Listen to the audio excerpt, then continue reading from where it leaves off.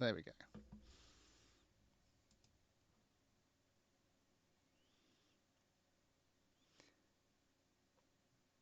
Right, we're back. Yo ho and ahoy. So, before Skype decided that after being updated that it wanted to, it had quite enough of my talking and switched itself off, Dwayne was discussing the bra fastener on the front of Metal Arm Guy's suit of vampire hunting. What was I talking about? His muscle bra. I don't know. Just how weird it was. You know, Like, Yes. that's all they do with it. yeah, It yeah. is. Yeah, I can't remember how this episode ends. He just wanders off, doesn't he? Oh, when he comes back. He wanders back, and Ronaldo like basically bursts through the window with him, like naked. Yes. There's a big splash finale. Yeah. Yeah, I mean, definitely seems a go-to. Not sure how to end a sketch. Everyone flies out the window. One of them's naked. That improves it, right? Or your clothes fall off. You know, if you can put Sure. both of those in there, then you're golden. You're golden. People will be too baffled to realize what happened and what's happening to them. Quite. Righty-ho. So, before the technology annoys me any further, let's move on to Ranking of Kings, Episode 9, The Queen and the Shield. Aren't they great? These are my two best people now. I love these two. Anyways, Yeah. it's definitely Boss.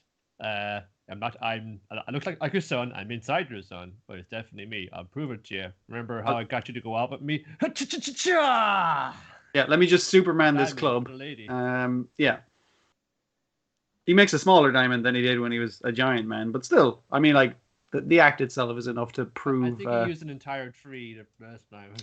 I mean, like, a club for him is an entire tree, but yeah. And she's like, "Wait, if you're a boss, then where's my son?" He's like, don't know. Sorry." And she's obviously, understandably distraught at this. Yeah. Yeah, and Dorst, the Queen Shield, is also a bit like out of sorts. He's been a bit disturbed because this Boss whispered in his ear, sent like 3 giant monster dogs to go and eat the Queen. You can protect her. I'll protect her. Let's see what you do. And this is very similar to, as we see his background, where I like the fact it shows it right before he fights those fucking things, where it's kind of like, hey, I need you to be the Queen's bodyguard. And it's like, wait, has the Queen lost trust in me? This is a really super peaceful kingdom. And it's like, well, you hang around her for a bit, see what you think of her, and see if she's a person worth protecting. And she's her usual standoffish kind of like, I'm fucking haughty. It's like, you will not stand close to me. And she's cutting a piece of cake. It's like, because I see the kid out there. He's cute as a fucking button, and you're going to scare him off with your big fucking manliness. And I have trouble enough trying to get him to eat this goddamn cake. All right? I don't need you cramping my style. I don't know why she kept going over the wall, but she could just go around under the arch. But hey, Yeah. In the moment. Kiki. Yeah, trying to get Can't hear Boji. you. Trying to get baby Boji to eat some cake, and she goes to the trouble of like, like shouting at him clearly isn't working because he's deaf. I'm an idiot. I'm going to learn some sign language, and she initially gives out to the woman who taught her sign language because Boji still runs away from her scared. And she's like, "Fucking, you didn't fucking react to me." It's like, wrong. You taught me wrong on purpose, didn't you? and then when your one's getting upset, it's like, I probably just fucked it up. Would you please teach me some more? I'm so sorry. The queen bowing to a fucking servant kind of thing, and he's like, okay, no, she's all right. She's got it. Just a bit of a fuck up. Yeah, she's awkward. Yeah. Jesus Christ, she's got fucking. She's as graceful as a washing machine falling down a flat concrete steps. For God's sake. I don't know how she got. She looked into this, but she's doing something right. And probably because underneath the law, she is a decent skin, you know. That's the thing, yeah. So his response to Boss is like, hey, I can't. It's not really my place to say if she's worth protecting, but yes, she is. Everyone is. That like no one deserves to fucking get hurt. And the king is just like, this fucking guy. Yeah, he's the right guy for the job. Okay. And then he beats the shit out of some fucking dogs in like a very cool thing. Like I'm summing it up because it's beautiful. Not at all, man. It's got all this got fucking wrestling moves worked in there. He's got a dude flexing out of his armor, not just his clothes. He's flexing out of his armor, and also was wanting animal violence and cruelty, which they then cut aside to how they actually procured these magical beasts, and those giant hellhounds had like mating cubs. They were just like regular animals that have been hypnotized. Yeah, there's a lot of good moments that, like him using the two shields, him throwing the shields, like them biting down on him and him going like, "Ha! I was wearing armor under my clothes," and then obviously, like you say, flexing out of the armor so he can punch faster. I watched it a couple of times, obviously. As like the fucking plates fall off and they kind of land and they're shattering the floor tiles. I initially thought like boss, like twice it shows him crushing a fucking tree into a diamond, and I was like, okay, that's the coolest bit in the episode, and then it does fucking that, and I was like, okay, completely wrong. That was rad as shit. But he does get fairly fucked up by the dogs in the process of murdering them all. So yeah. Right, and Miranda was like, "What the fuck? Oh, what about our plan?" And boss died. It's just like, now he's one man for one man. Hey, don't worry about it. Let's dance in the candlelight. Transfer your spirit into this puppet of your body, and we'll have a dance. Possibly weakening your magic in doing so. Because he's just playing the distraction game. It's like he says as much when he's asked later. It's like, "What's your plan, boss?" And he's like, "I'm just fucking making it up as I go." Honestly, I have no idea. We're off script now. But he's going along with her plan while also saying it's like, "Hey, interfere with her plan" to people in the background constantly. Meanwhile, Dyda is losing it in a very animated way of illustrating that he's losing it. Like, they're gonna crush a tree into a diamond. They have an amazing fight scene, and they have some fucking weird, trippy, I'm trapped in a void going crazy. Face bonanza. Oh. Like, I know this show often looks good, but I fucking forget sometimes how fucking good it can look, you know? And Miranjo sends her two sidekicks off to the underworld. Get some new monsters. Or more monsters. Yeah. See, now you're kind of seeing why Desper and Desha's kingdom are probably wanting to keep even the best-willed monsters out of the real world. And then Hilling's off to go and speak to boss Dyda and demands to know where Dyda is, and she can hear Dyda from inside Dyda. When she hears Dyda like kind of yelling out, because he hears the kind of screams of his mom, and then she can hear his screams, and she's kind of like, "Where's Dyda? Where's Dyda?" And I love the kind of cut to the guards where they're like, "What the fuck is she doing?" And it's like, I don't know. It's like he's right there on the throne, but she's looking around the throne room, holding her hands up to her ears to try and hear him better. It's like, he's right there. He's inside, my son. I'm gonna cut him out with a knife. It's just fucking, oh my god, what? The door's gotta come in. No, my lady, you can't do that, Fonzie. He's just wait, let's just cut him out, Fonzie. That's still his body, Fonzie. Yeah, that actually won't solve anything. This ain't over. This ain't over. We'll be back. Yeah, demanding of her bodyguard, go get him out of there. And it's like, what do you want me to do? Like, I'm not equipped for this. I'm not spec'd for pulling your son out of your possessed son. Yeah. But he gives her the old knockout chop at the back of the neck because she's hysterical. And King's like, yeah, you need to get the fuck out of here because she's in a lot of danger. And I have no idea what I'm doing, but hopefully things will work out. We'll see. We'll see how things are going to work out. Most of the chest theories. Yeah, that's weird. There's definitely something up with that NDI thing. The sound may now be fucked again in terms of restarting the Skype conversation, but that's a bad, man. Problem for another day. Say something again, Niall. Something. Okay, yeah, you're just coming out of a different channel than where you were to begin with. It's quite strange. Yeah, so she's going to cut Dyda out of Dyda, and so Dorsch has to stop her because that's still Dyda's body. So that'll create more problems than it solves. Yeah, but that's just her way. She just fucking just plows into it. Just like I'll wing it. No, I got the stuff. I can do it. Which has gotten her this far, but she needs a little help this time. Yeah, has to be karate chopped, unconscious. and then told to leave the country and bide your time, because otherwise she'll be more assassination attempts. Yeah, the next beast they're going to get is probably going to get her, because they're going to get something way worse than those demon dogs. And he's like, I'm just going with the flow myself. Yeah. And then Dida's pondering the darkness and wondering if this is how his brother feels.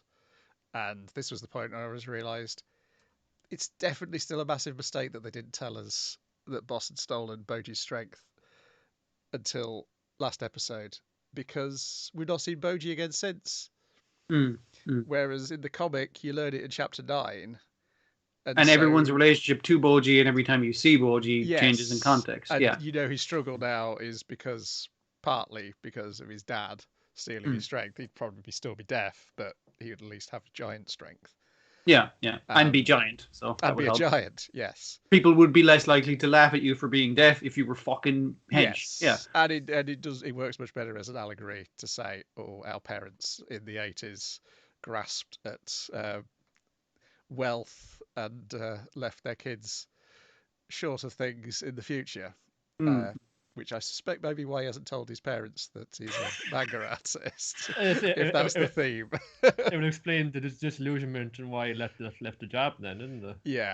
Yeah, like I get it, because like it's the thing of a lot of the themes are your parents kind of fucked you up, or you'll never own property the way they do, or that kind of thing. But it's clearly depicting the parents as like loving individuals that want the best for you. They just accidentally fucked up your shit. Yeah. But the problem is, because they didn't see that right at the start, is that's then lost on Boji now, because we've not seen him for 2 episodes, except in people imagining Boji or seeing him appear in a mirror. Yeah, because the 2 things we see are kind of Boss kind of thinking is like, well, what are we going to do? And it's like, well, hopefully Boji will come back and sort this shit out, because I have no idea what the fuck I'm doing. And, admittedly, that works as well for an allegory. Yeah, exactly. Kids clean up after their forebears. Yes. Yeah, if you watched The Dead Don't Die, that's definitely, because every character in that is like a different sort of reaction to climate change. And there's definitely the thing of like, we'll just let the kids figure it out. Yeah, they're very kind of condescending, paternalistic. Oh, it'll be fine. Yeah. Or an alien will come and fix it for us. All sorts of. Oh, if only. Yeah. It's nonsense. Yeah. So that I still think that's a mistake they made. But beyond that, you can't deny the quality of the thing they've turned out. In terms of animation. Like, man, this is. We got to like expand out this scene from the comic. Do we? Okay. Let's do it with that. Again, like I looked at it a couple of times because there's lots of fun things going on in there. Just stacking up, fun. Just flexing Avan in it for now. Like I don't really style. He's lost the weight now. Now he's 10 times faster. He's like fun. And kind of tanking the hits. He's fucking bounding 50 feet into the ceiling to avoid things. Though it's like, it's cool stuff. Sure. Next on the list is Sakugan, episode 10. Oh my Tony, in which it is Meru, and because Meru's here, it once again turns into an episode of My Two Dads. She literally goes, "I wish you were my real dad." At one point, yeah. As we find the purpose of his submarine, that is the Ark, essentially. He's got remnants capybaras. He's just going around collecting like every creature, I guess plant as well. To make sure, like if a cave in or or a kaiju or any of the accidents that can happen won't wipe out a fucking species or anything. It's just like, we got to preserve this shit. Yeah. There's also like the hint that he had a family, and that maybe that's the thing driving him to do this. He maybe couldn't save his family, so he's going to try and save the world instead. Save it for future generations, even though he won't be passing down any future generations. And making this is cast alongside the terrorists, who seem to want to end the current status quo. And that requires them to kill the rainbow children. Yeah, he is explaining. He initially explained it to our main cast with a slideshow that he has prepared earlier, which someone's being very belligerent at. Would you fucking believe? Yeah, because I'd watched this and then I was like, I got to this afternoon and I was like, did I watch this? And I did. There's just not that much happens in it, but what happens takes a while to tick along because well, like they're going through that PowerPoint for a good couple of minutes now. Yes. Yeah. Yeah. Good way to save animation. Stick a PowerPoint PowerPoint in. I like this show a lot. It might be one of the weaker this season, but it is definitely like a masterclass in how to save on animation in a bunch of regards. Yes, make the opening by using footage from the actual show, but with loads of special effects, so it looks pretty great. It is quite a clever show. The dramatic bit in the middle is her telling Meru that she wishes he was her dad. Rishka Gamber is basically sulking for most of the episode. Yes. And then after the break, she's lost her Tony. She's got to go and get Tony. While she's gone looking for that, she went off on her own because it's like, we're fine. What could possibly go wrong? You could be attacked by terrorists in giant mechs, for example, but which they are. So that puts them in red alert, and he has to go find his daughter. But he's like, the security looking for her. It'll probably be fine. And then your man informs is like, she said she wanted to get Tony because Gagamber gave that to me. That's my birthday present from him, so it has a lot of sentimental value. He's like, I'm being a shitty dad. What the fuck? Yeah. So trying to, which then leads to him punching a child in the head. He didn't know it was a child. I mean, like that kid had a switch axe to his daughter, so you got to do something about that. Yeah, but he was quite funny in this tense moment, and then suddenly flies in because you're not expecting it in this sort of show that a child will be punched in the head by an adult. Oh, upside the head. The terrorist plan goes wrong, but they've retrieved. Oh, they've retrieved the jewel, haven't they? That's the one thing that they were trying to kidnap her, and she was asking her dad, I'm going to say the terrorist one, is like, hey, can I kill it now, referring to our main girl, and is like, no, we'll take him back to base and see if we can get something out of her, but that gives Gagamber enough time to get in a mech and get in a fucking scrap, basically. And also Cujoh shows up. I did appreciate the 3-2-1 fire is actually a way he can use to time it. It's like, okay, jump. Because, no one else would be like, what is he going to do when he counts down? It's like, he's just going to ram that fucking robot as hard as possible. But yeah, the kaiju shows up right as the terrorists are like, okay, we should retreat right now. Very convenient. Yeah. Yeah, and this leads to Meru getting injured. But I still think he summoned the kaiju. There was just something about the timing. It was about the timing and about him, like, after nearly getting stomped on by the thing, saving... Meru, him saving the girl. Where he's like, okay, we'll just sink the submarine. That way, we'll lose the kaiju. And I'm just like, that's very convenient, isn't it? It's like, well, we got to wrap this up. Come on, we got to finish this off. And I was like, okay. But he's been carried off in the emergency thing. I assume he's going to be okay, but yeah, I assume he'll be fine. Apparently, this is only 12. Well, I think it's only 12 episodes for now. Because it looks like the 12th episode is called To Be Continued. Okay. Geez, they're really banking on this, aren't they? I mean, I'm enjoying it. It is quite fun, but yeah, it's will you get picked up again, lads? I'm kind of worried about it. I suspect they've probably already know they've been picked up again. Fair enough. I suspect it's like Vampire Dies in No Time, that it's a staggered production. Okay, that's not so bad then. Which will probably allow it to continue to look as good as it does. It's held up because it's never like the flashiest thing, but it's very consistent. Yeah. I don't mean it's lazy when I say it's a master of like limited animation or knowing when to use your animation. Like it uses it to good effect. Like it doesn't waste its budget. Yeah, it's better looking than. God, I feel terrible. I can't remember the thing with the dragon. Dragon goes house hunting.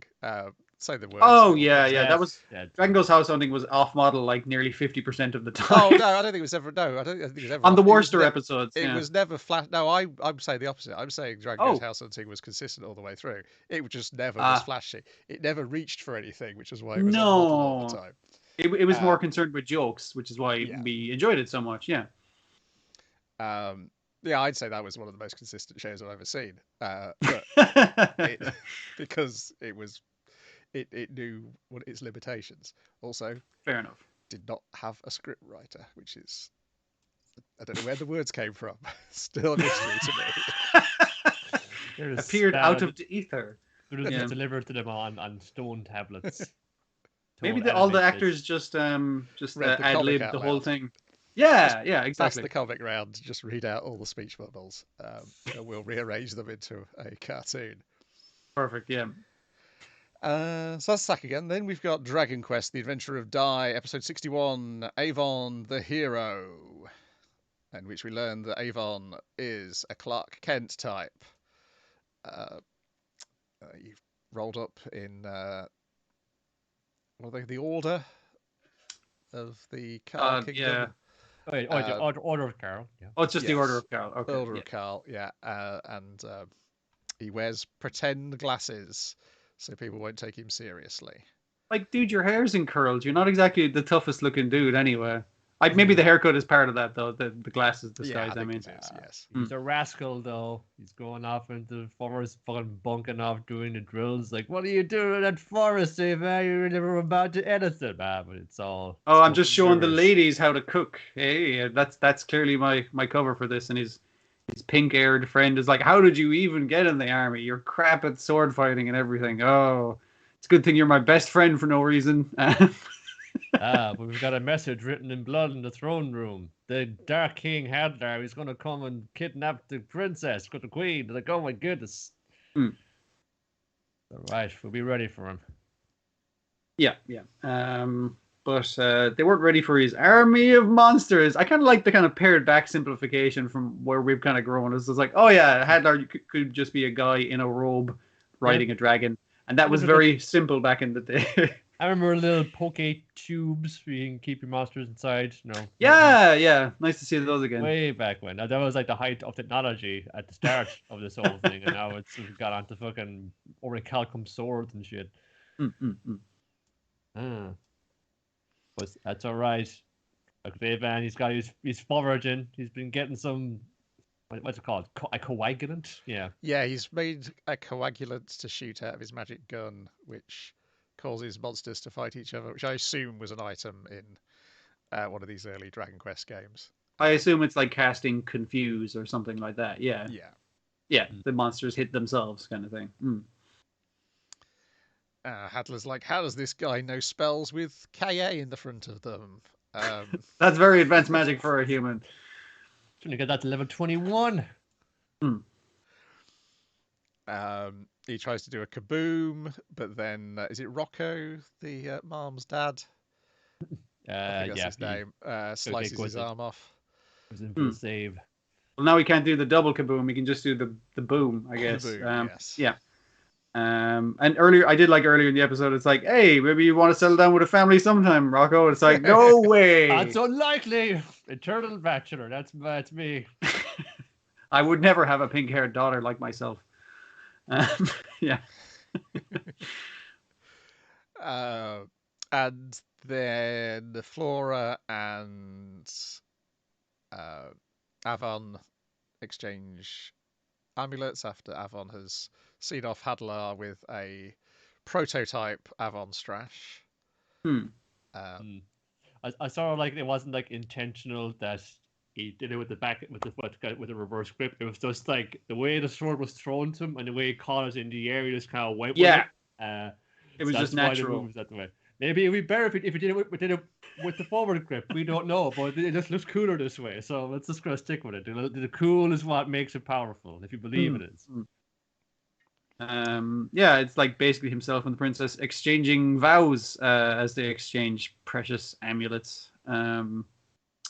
And his best buddy, the captain of the guard, is like, hey, you're going off on a journey to figure out how to defeat the Dark Army. I'm coming too. That's how you make a hero party, basically. And now you know the rest of the story. Yeah, pretty much. That's all it is. Yeah, I assume they're supposed to invoke certain characters from one of the earlier Dragon Quest games. Probably, yeah. Yeah, I the Rockaways is like in a kind of standard like Is fighter the class? Warrior or barbarian kind of like armor set. You know, whichever one the big heavy dude always is. Yeah. When you see like the fake heroes party, they're wearing all of the default outfits for like the type that they are. Yeah. And Flora has the same haircut as Leona has now in the past. She has a young woman's haircut. Yes. A standard 8-bit pixel young woman's haircut. But then next week we're back in the present day, and we're going under a training arc. Got to get through the dungeon to get the extra spell, and also the lads can train by beating the crap out of each other. Yeah. That's a little good. It's probably been like Leona back in, because you've seen like how the rest of them have been getting psyched up for this or developing, but she's been like doing her job, coordinating the various allied forces, to get this fucking some kind of resistance movement going. But like she's also like part of she's part of the team. She's meant to be. She was like in the end credits. She's in the opening credits as well. It's like being one of the 5 who go fight the big bad guys. So you gotta give her a little something to make her feel like she's on the same footing as the rest of them. Yeah. That's why it's a lot of it's going to be her training arc as well. Yeah, particularly she's had more opening time experience than Crocodile has. Fucking bullshit! Fucking put him on the team. He's on the A team. Or maybe he's just leader of the B team. Yeah. The uncle is there. He's always at the one.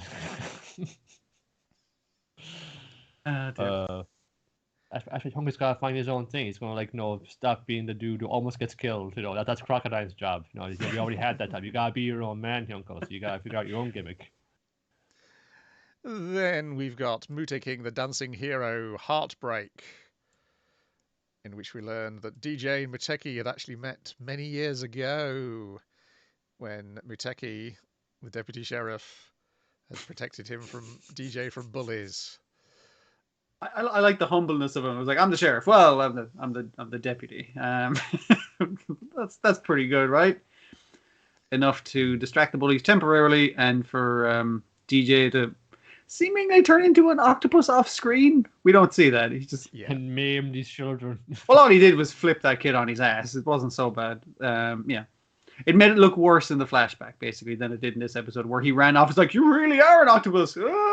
Just running away. We get that when fucking VP has absorbed via some very close up. I don't know what's this one called, dry humping or something going on there. But VP has absorbed the bad octopus cells. She's sucking the poison out of him. Yeah, that's the poison out of the wound. Yep. And then it's trying to hold everyone saying, "Don't look at me, I'm hideous." And then shows up later on. You got she looks great. Fucking, sci-fi armor suit. You're beating up fucking. Your hair's turned into tentacles. You look fantastic. What were you talking about? The siblings are approaching in a UFO. Oh, and they're all playing at little arcade consoles. I fucking love that. That was a great visual. Yeah. All this training for this day. I was hoping your man would bring all this training where he's doing the rapid fire thing, and I thought he'd bring out the ruler again. And I was just like, come on, do it. Go the whole hug. The escaped prisoners are running up the tower, much to the annoyance of, I can't remember which one, the heftier one. He's struggling to get up these stairs. Understandably. It's the blue-haired one is the one who's taking charge. Yeah, he's taking the lead. I did like with him and Suteki, are going we need a ram to break open this elevator door. And they kind of look at the big fat guy and he's like, yeah, you're right, guys. We probably do need a ram. And they just try and throw him at it. But yeah, then loads of the henchmen, who turns out there's far more than the 6 that we've seen so far. And it turns out Suteki knows Jeet Kune Do. That's like, oh my god, he's read all, what was it, 12 pamphlets or something like that? 32 volumes, I think they say. Yeah. Yeah, like but that. except for the 11th, he's known for defensive moves, which is why he kicks. He does Bruce Lee moves. He does a high kick and knocks up. Well, he jumps into the high kick and knocks out the light fixture, but he executes himself. Yeah, Kind of surprising that they went with Pseudo King playing the bumbling oaf. But he plays it off well, I suppose. also he did knock them all down a staircase, so that it still worked. Yes, I meant to do that. Yes, whenever he's the charmed life, I think, is the definition of his existence. Even when he fails, he succeeds. How does that work? Yeah, even when he loses the helmet, because he uses it to block he takes it off to block a guy's punch, and is like, "Thank you, helmet," and then puts it on the guy, and the guy falls down the stairs again. It's just all those octopus goons were just standing too close to each other.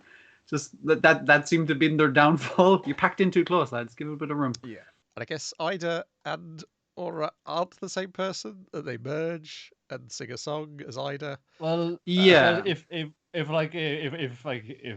Ida is the robot body, maybe Aura is the hologram. Yes. They share an apple kind of thing. One's the software, one's the hardware or something. Yeah, something like that maybe.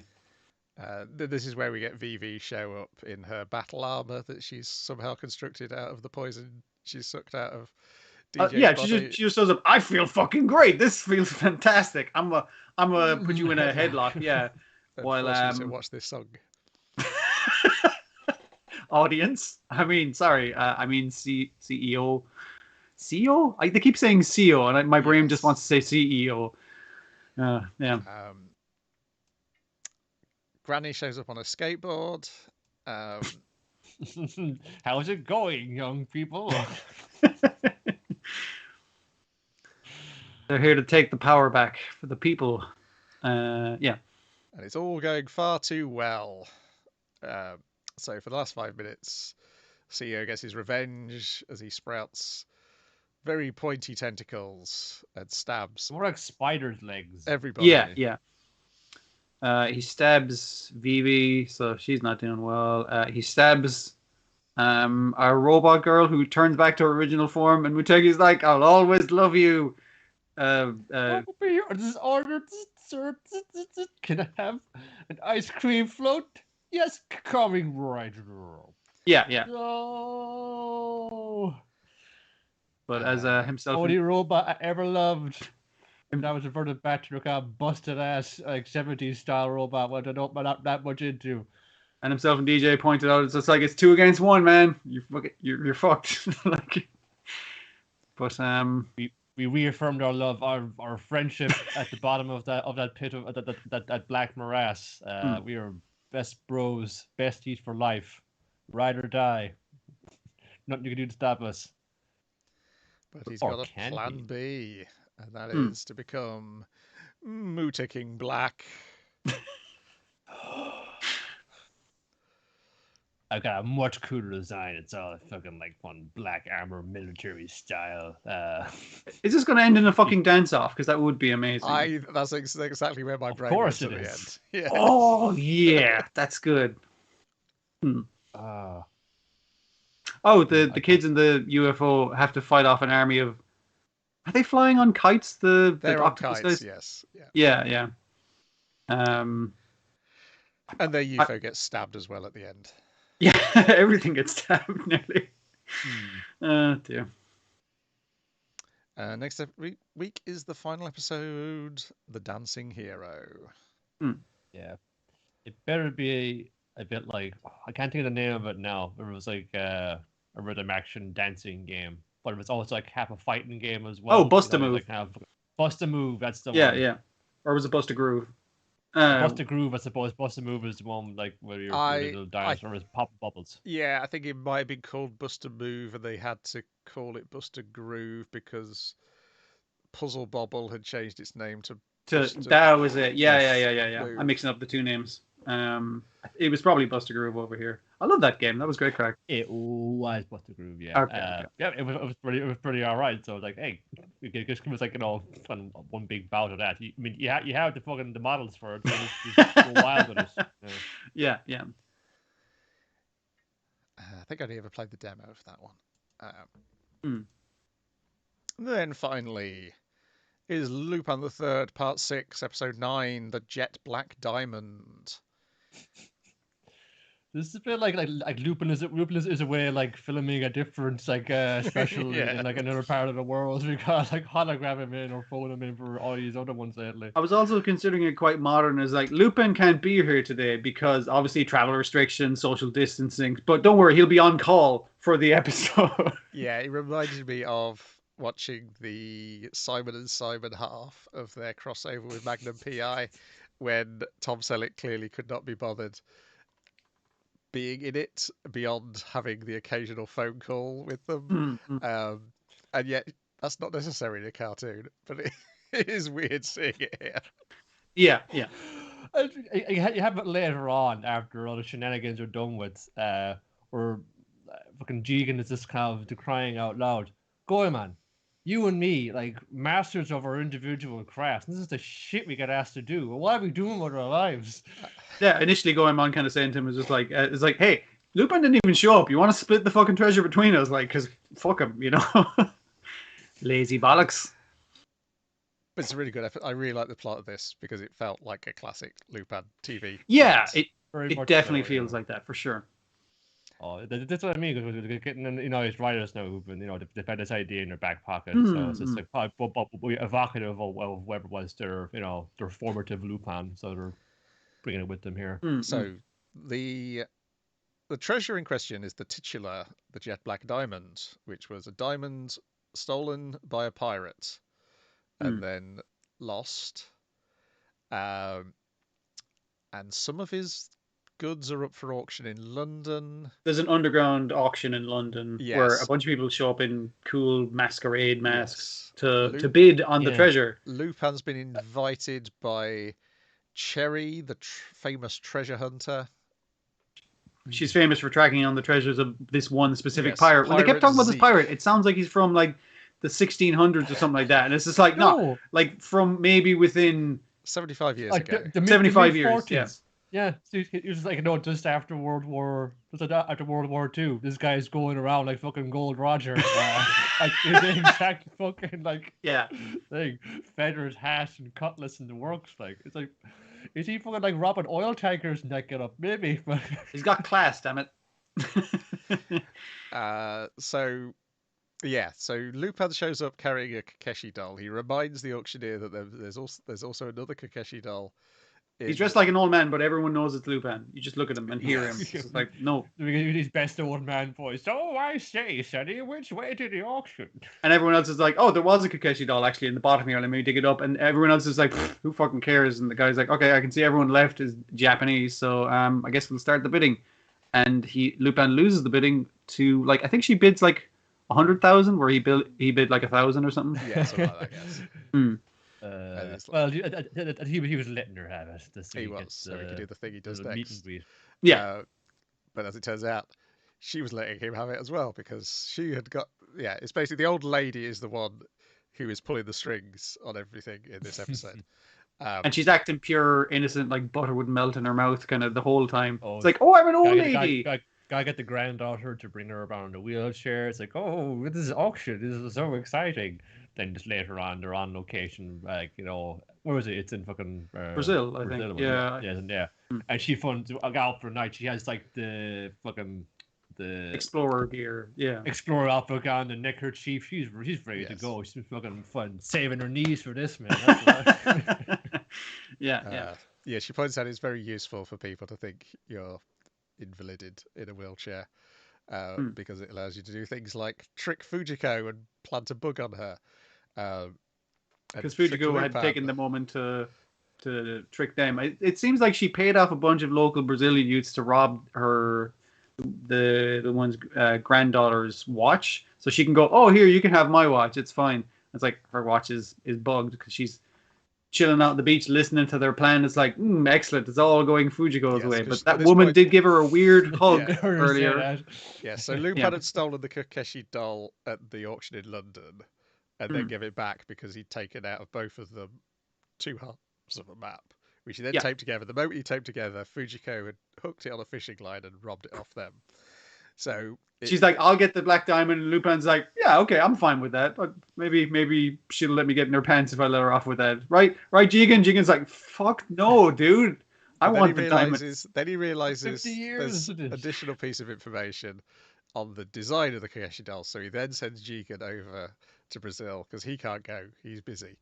Was he almost like bolt upright in the middle of the night going, ah, what's wrong? What's wrong?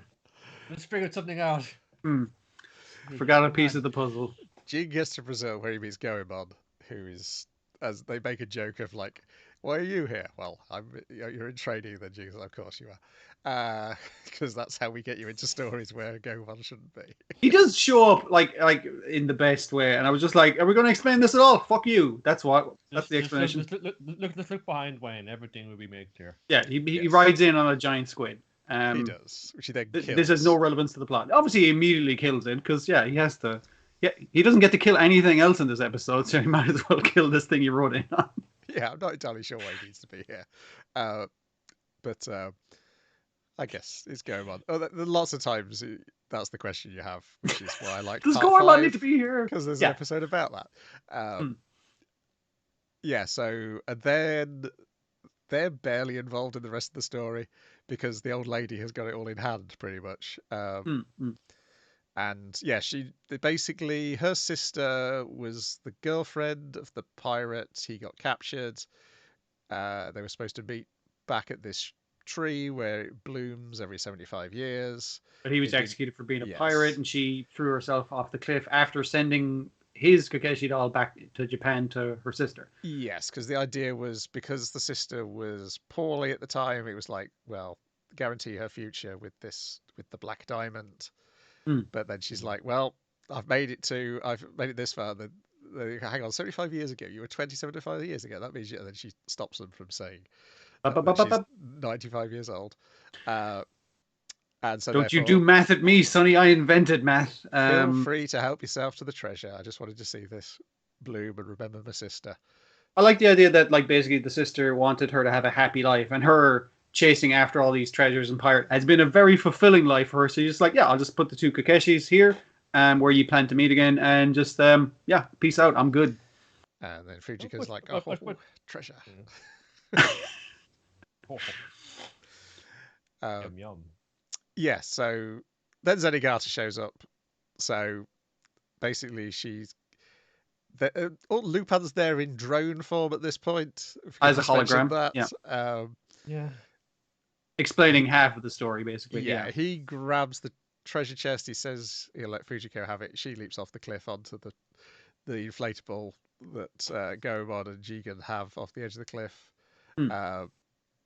But then I can't remember it just dislodges out the drone, doesn't it? Yeah, like Zenigata tries to arrest the drone Lupin by grabbing the box, and the box like spills open, spilling the black diamond into the ocean, which turns out to be Pepper. Because they did mention like this specific ruby was like the equivalent of the black diamond in terms of the King of Belgium's wealth, and it's just like, right, I see what you did there. Was Pepper that expensive 75 years ago? I wouldn't have said 75 years ago. In the 40s. Yeah. Maybe just immediately after World War II, this all of the trade was fucked up by warfare and also pirates. Traditional pirates. Suddenly, if you want to put pepper on your roast, then you're shit out of luck. It's going to cost you. But yes, it was a fun episode. And the most fun thing, though, was that the preview for next week it's another Mamoru script. And it's a Mamoru script involving a winged fossil, which, if you know his original pitch for the Lupin movie, which turned into Angel's Egg, that involved a winged fossil as well. He does like him some fossils. I watched the Pat Labor OVA series there long ago, and there was they've done a couple of times where it's an actual like monster loose in the base. They got bringing the Pat Laborers to do it. But I think one of them was he was a mad scientist who was studying this fossil, and he's got this big reputation that I guess he just loves the kind of imagery. And to go back to it. And it's keeping it like a British Lupin a little bit because is it in the Natural History Museum they have the Archaeopteryx fossil. I know they've got a Good bunch of place nice. for it. They've got a lot of nice fossils there, so they're keeping it in theme, kind of. Yeah. It also would see again it's like two or there's not many people in a room talking to each other about things. Yeah. Yeah. There may be a heist somewhere surrounding that. So this might be the episode he was talking about, which had only got 3 people in it. So I think he mentioned that in like an early interview about. So this may have been the one he was coming on board for, and then just threw more scripts their way. I have these other Lupin scripts in my back pocket, sitting there, like you were saying. But yeah, was there like a literary thing in this one? Even any kind of like a namesake or anything? I don't know. Yeah, I suppose you might have seen that pirate on the cover of many of the pulp novels in your times. I guess that was going to call it that. Could be. There was a thing in this that bugged me, and I was like, maybe this is a thing from before, and I'm just not remember it, or I haven't seen that. Lupin sprinkles Lupin powder at the scene of the secret underground thing to attract Zenigata. I was like, the fuck is that? Yep, a little bit of Lupin dust, just a little sparkly thing to grease the wheels. Yep, a little Lupin sparkly dust, LSD. Is Lupin, or sorry, is Zenigata some kind of butterfly that fucking responds to pollen or something? I don't fucking know. It was a very strange. It's like, wait, hang on a second. Why is this like a plot point? It's very strange. I don't know, Peter Pan, I'm gonna guess, because you got Captain, you got fucking sparkly dust. You got this like a dude who probably makes calls to your house, moves you coming in through a high window. I do believe in Zenigata. I do.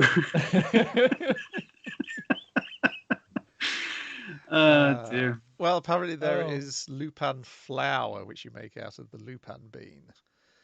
So maybe I suppose there's also evidence of Lupin from maybe the author is on a keto diet, and that's why it was on their mind. I suppose like long before Fate Stay Night wrecked anybody looking into like ancient myths and legends, Lupin was there ruining plant biologists' day. But not Lupin the Third. I want Lupin the plant. No, anime.